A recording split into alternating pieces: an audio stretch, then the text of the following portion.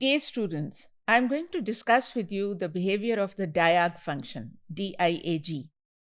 The behavior of this function depends on what you supply to it as its argument. If in the argument you place a matrix, then this function will give you the diagonal elements of that matrix. For example, as you can see on the slide, एक matrix है जिसका नाम हमने ए रखा है और उसके अंदर जो वैल्यूज़ हैं वो हैं 1 to 9 और नंबर ऑफ़ रोज़ जो हैं वो 3 हैं। तो हमने चूँकि उसमें और कुछ नहीं लिखा तो इसलिए वो हमें कॉलम वाइज़ आपको एक 3 by 3 मैट्रिक्स दे देगा। जैसा कि आप देख रहे हैं 1 2 3 4 5 6 और 7 8 9 यानी उसकी जो वैल्यूज़ हैं वो कॉलम वाइज़ आ गईं। अब जब मैंने उसके बाद लिखा डायग ए और उसको कर एंटर किया तो क्या मिला मुझे 1 5 9 और आप देख सकते हैं कि 1 is the first element of the leading diagonal, 5 is the second and 9 is the third one. तो ये पहला रोल है इस फंक्शन का और मैं रिपीट कर रही हूँ, इसको आप खुद ट्राई कर लीजिएगा, it's all in front of you, कि अगर आप DIAG लिखने के बाद उसके पैरेंथेसिस के अंदर एक मैट्रिक्स डालेंगे तो वो आपको देगा values of the leading diagonal. इसके बाद हम नेक्स्ट देखते हैं एक और इसका क्या है रोल। वो ये है कि we can also overwrite the diagonal elements.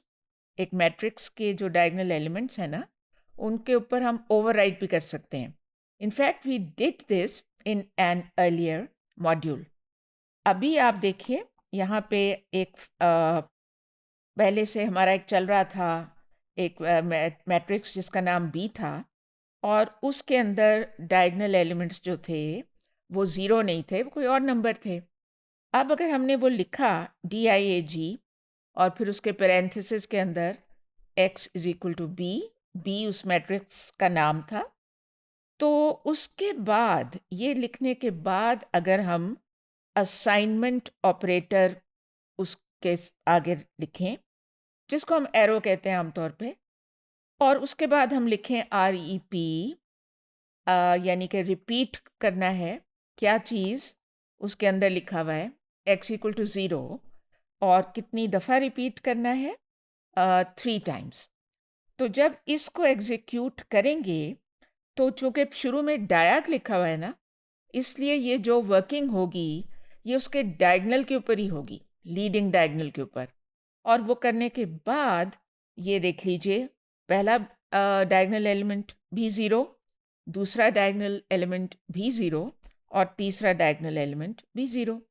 So why don't I demonstrate this to you. ये पहले का कोई वर्किंग जो चल रही है उसको छोड़ के एक नया हम कर लेते हैं। इनफैक्ट इसी को इस्तेमाल कर लेते हैं और इसमें मैं ओवरराइट करूँगी ये जो इसके डायगोनल के अंदर है ना 159, I would like to overwrite. Okay, so let me see what I should do. I should write DIAG and then in the parenthesis I should write the name of my matrix and this one is A, और उसके बाद बाहर निकलने के बाद I put the assignment operator और उसके बाद अगर मैं इसी को फॉलो करूं जो मैंने आपको अभी अभी दिखाया तो मैं वो rep फंक्शन इस्तेमाल करूंगी और rep फंक्शन का जो आर्गुमेंट है उसके अंदर सपोज दैट आई राइट -7 यानी for whatever reason I want to change the values of the leading diagonal to -7। Okay, if I want to do that तो उसके बाद फिर मैं कॉमा डालूंगी क्योंकि ये रेप फंक्शन के लिए तो आपको उसके आगे ये भी तो बताना है ना कि वो जो है वो कितनी दफ़ा रिपीट हो। So I will write x equal to times equal to 3। अच्छा, ये जो कुछ मैंने यहाँ लिखा है इसको ज़रा एक दफ़ा दोबारा स्लाइड के साथ भी कंपेयर कर लेते हैं। ये देखिए ऐसे ही था ना, diag x equal to B और उसके बाद rep x equal to 0 times equal to 3। मैंने क्या लिखा है जी, मैंने डायाग के बाद x इक्वल, ये दो लफ्ज़ x इक्वल नहीं लिखे मगर a लिखा, और उसके बाद रेप के अंदर भी x इक्वल टू 0 की तरह x इक्वल टू -7 नहीं लिखा, लेकिन लिख दिया -7। तो उम्मीद है कि ये चल जाना चाहिए, हो सकता है ना भी चले। So let's see.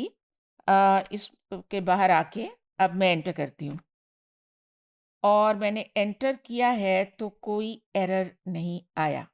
Isn't that nice? अब मैं दोबारा से a लिखती हूँ and let's see what we get. I am going to enter and there you are. Isn't that nice? Exactly the same matrix. Well, not exactly.